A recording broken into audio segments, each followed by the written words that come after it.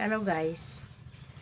Ngayon pala, ito ang iluluto kong ulam.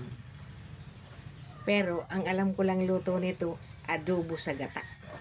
Kaya yun ang gagawin ko. Adobo ko ito sa gata kasi masarap. Yan ang gusto ko sa pusit eh. Yung nilalagyan ng gata. Kasi nasasarapan ako sa sabaw. Ayun. Talagang kami, dito kasi sa probinsya, yung mga tulad namin may simpleng buhay.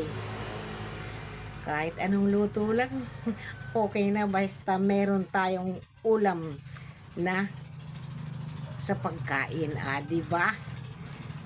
Kasi ang ano na ngayon, habang nagbibilad ako ng palay, ay may dumaan na pusit. Ayan, kaya meron akong ulam na pusit.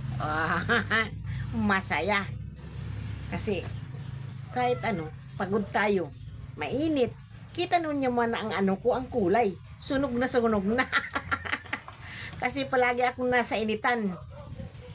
Nandun sa sakahan. Pagkatapos, mag-harvest, magbibilad ng palay. Kaya, eto ang aking buhay. Sunog na sunog sa araw. Ayan. Buti na lang, hindi ako high blood.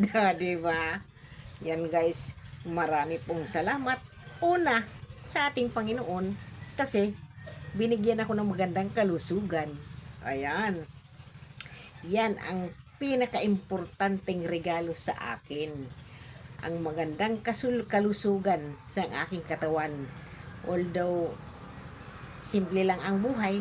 Basta malusog, okay na yan. Masaya na tayo dyan. Diba? Tapos, may simpleng ulam. O pusit.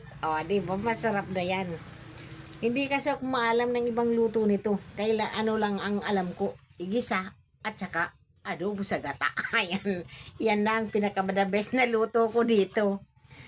Kung gusto niyo man, i-comment niyo sa akin kung ano ang pinakamagandang luto nito para sa susunod, malay mo, yun ang iluto ko. Diba? Maraming pong salamat. Bye-bye.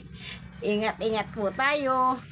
Sana po ingatan tayo ng ating Panginoon sa lahat ng oras at sa lahat ng araw para palagi tayong masaya para sa ating pamilya. Ayan.